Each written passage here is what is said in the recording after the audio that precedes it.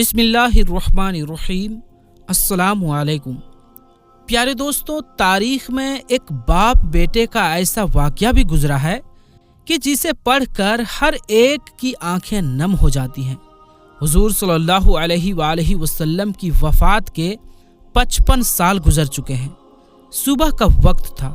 फजर की नमाज में एक फर्रुख नाम का आदमी मस्जिद में आता है और नमाज अदा करके इमाम साहब की तकरीर सुनने बैठ जाता है।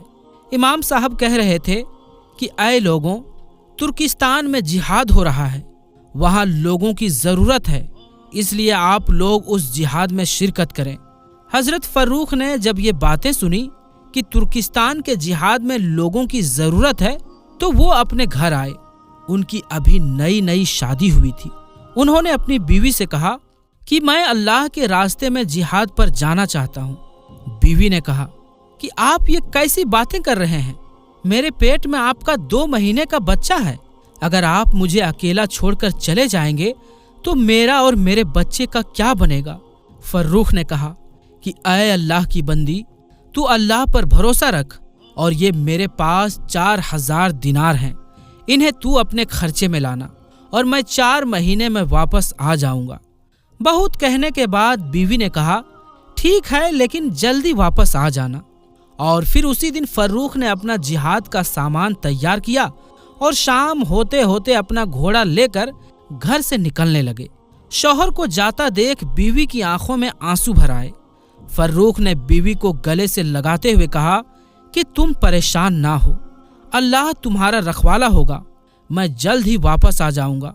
और हाँ, एक बात का ख्याल रखना, अगर मैं वापस ना आ सकूं और अल्लाह की राह में शहीद हो जाऊं तो तुम्हारे पेट में जो बच्चा है, अगर वो लड़का हुआ तो उसे बहुत बड़ा आलिम बनाना और दीन की तालीम देना, और अगर लड़की पैदा हुई तो उसकी अच्छे से तरबियत करना और फिर किसी शरीफ घराने में उसकी शादी कर देना।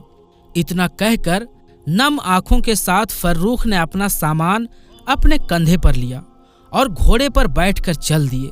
बीवी दरवाजे पर खड़ी अपनी मोहब्बत अपने शौहर को देख रही थी। उसके दिल में अजीब सा तूफान बरपा था।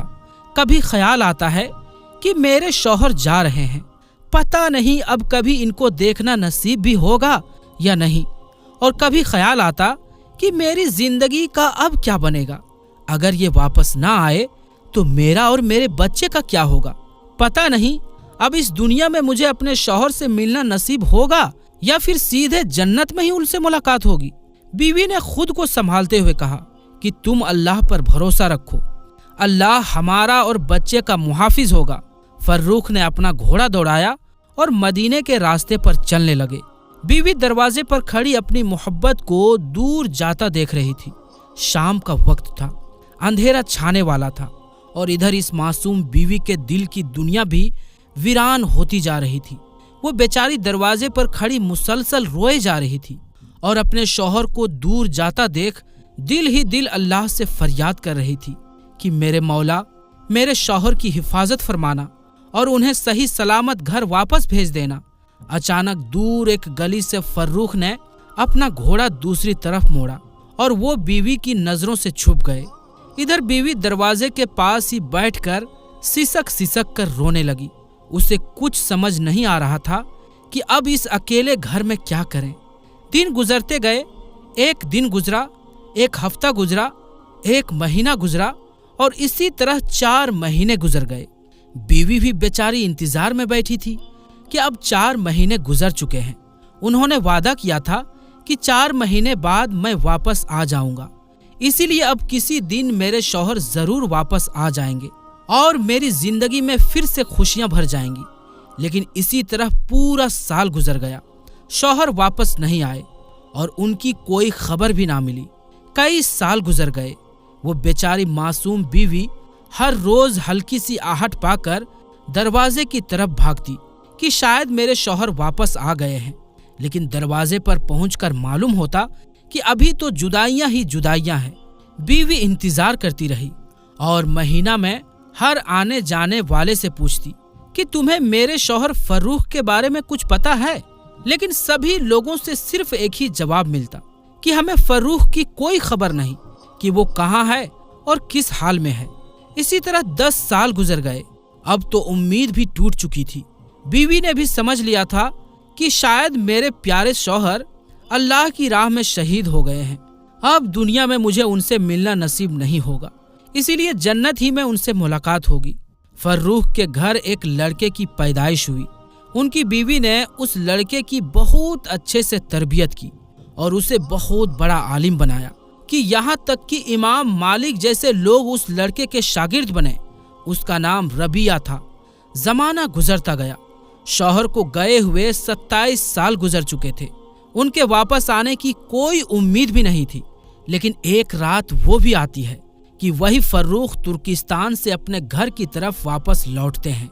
आज से 27 साल पहले जब ये फर्रुख जिहाद करने आए थे तो एक जवान लड़के थे, लेकिन अब जब अपने घर वापस जा रहे हैं तो बूढ़े होकर हड्डियों का ढांचा बन चुके हैं।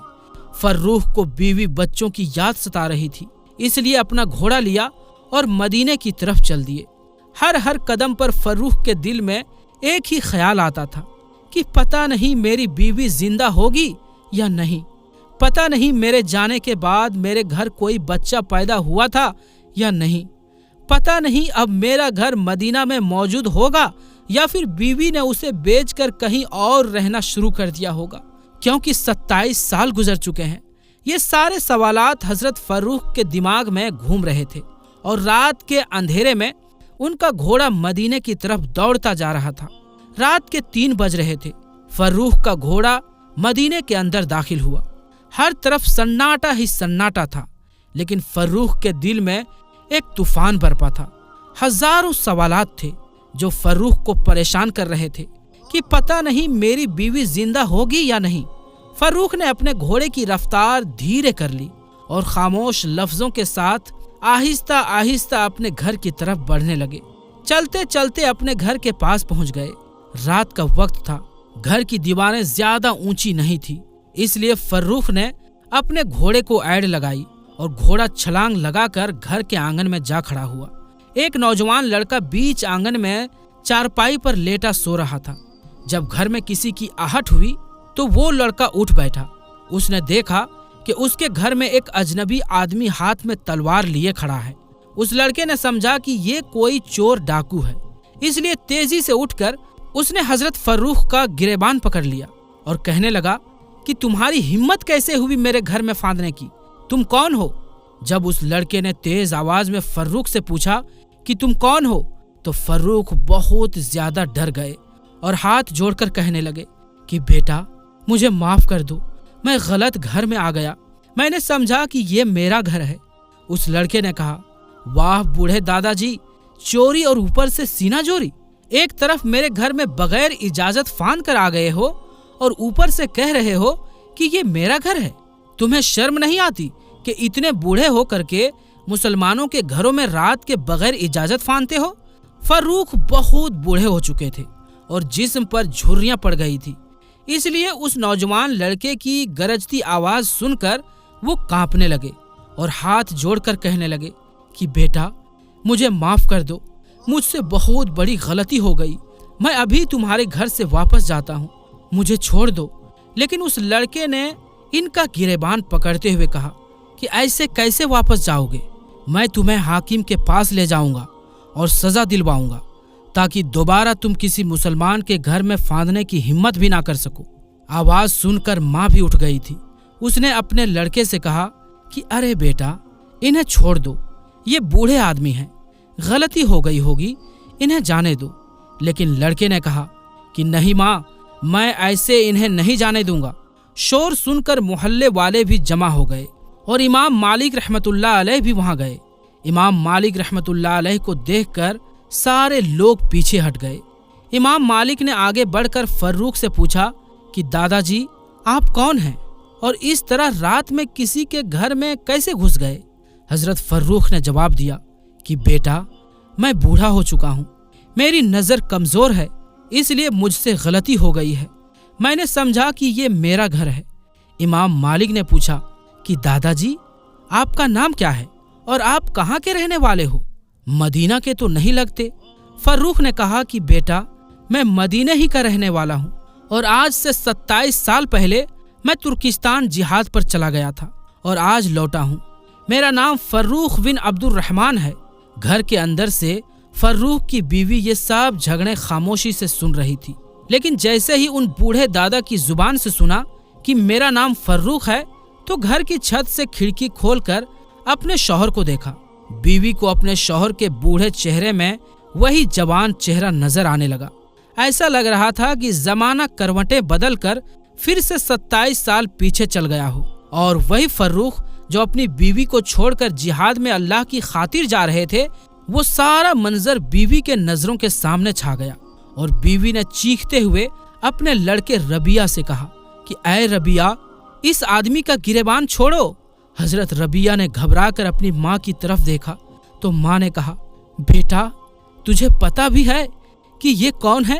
حضرت ربیہ نے کہا، ماں مجھے تو نہیں پتا کہ یہ بوڑھے دادا کون ہیں۔ ماں نے کہا، بیٹا یہ تیرا باپ ہے جس کے بارے میں تو ہر رات مجھ سے پوچھا کرتا تھا کہ اماں جان میرے ابا کہاں ہیں اور اب کب آئیں گے۔ یہ سن کر حضرت ربیہ اپنے باپ کے پیروں پر گر پڑے اور باپ کو پکڑ کر رونے لگے۔ فروخ نے اپنے بیٹے کو گلے سے لگا لیا اور پھر باپ بیٹے ایک دوسرے سے مل کر بہت روئے۔ ماں نے دروازہ کھولا اور فروخ اپنے بیٹے کے ساتھ گھر کے اندر گئے۔ صبح کے 4 بج چکے تھے۔ 1 گھنٹہ باتوں میں گزر گیا اور فجر کی اذان ہونے لگی۔ فروخ نے اپنی بیوی سے پوچھا کہ جہاد پر جاتے ہوئے میں نے تمہیں 4000 دینار دیے تھے، تم نے ان کا کیا بنایا؟ بیوی نے کہا کہ وہ 4000 دینار محفوظ رکھے ہیں، آپ پہلے مسجد نبوی میں جا کر فجر کی نماز پڑھ آئیں۔ حضرت ربیہ پہلے ہی مسجد جا چکے تھے۔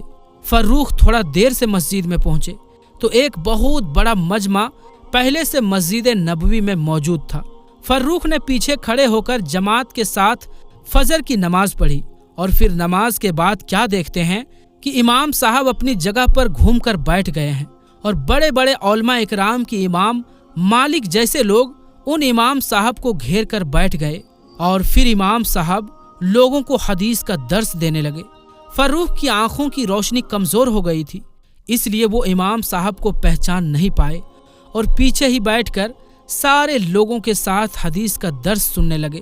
جب درس مکمل ہوا تو فروخ نے بغل میں بیٹھے ایک آدمی سے پوچھا کہ بھائی یہ اتنا بڑا عالم محدث کون ہے کہ جو اتنے سارے لوگوں کو حدیث پڑھا رہا ہے، اور اس کے درس میں امام مالک جیسے لوگ بھی شاگرد بن کر ادب سے بیٹھے ہیں؟ اس آدمی نے کہا کہ دادا جی آپ انہیں نہیں جانتے ہیں؟ فروخ نے کہا کہ بیٹا مجھے تو نہیں پتا کہ یہ کون ہے۔ اس آدمی نے کہا کہ لگتا ہے آپ مدینہ میں نئے آئے ہیں۔ فروخ نے کہا کہ ہاں بیٹا میں آج ہی مدینہ آیا ہوں، لیکن میں رہنے والا مدینہ کا ہی ہوں۔ اس آدمی نے کہا دادا جی یہ اس وقت کے سب سے بڑے عالم ربیہ ہیں۔ فروخ نے پوچھا کہ بیٹا ان کے باپ کا نام کیا ہے؟ اس آدمی نے جواب دیا کہ ان کے باپ کا نام فروخ ہے، جو آج سے 27 سال پہلے اللہ کی راہ میں جہاد کے لیے چلے گئے تھے اور شاید وہیں شہید بھی ہو گئے ہیں۔ یہ سن کر فروخ بہت زیادہ خوش ہوئے کہ میرا لڑکا اتنا بڑا عالم بن چکا ہے۔ گھر آئے اور بیوی کو گلے سے لگا لیا اور کہا کہ تو نے میری تمنا پوری کر دی۔ میں خود تو نہیں پڑھ پایا، لیکن تو نے میرے بچے کو اتنا پڑھا دیا کہ وہ آج امام مالک جیسے لوگوں کا استاد ہے۔ بیوی نے کہا کہ آپ نے جو پوچھا تھا کہ وہ 4000 دینار کہاں ہیں، تو میں نے وہ سارے دینار تمہارے اسی بیٹے کو پڑھانے میں لگا دیے۔ فروخ نے کہا کہ حقیقت میں تم نے پیسے برباد نہیں کیے۔ پیارے دوستوں، آج کی اس ویڈیو میں بس اتنا ہی۔ انشاءاللہ ملیں گے پھر کسی نئی ویڈیو کے ساتھ، تب تک کے لیے السلام علیکم، اللہ حافظ۔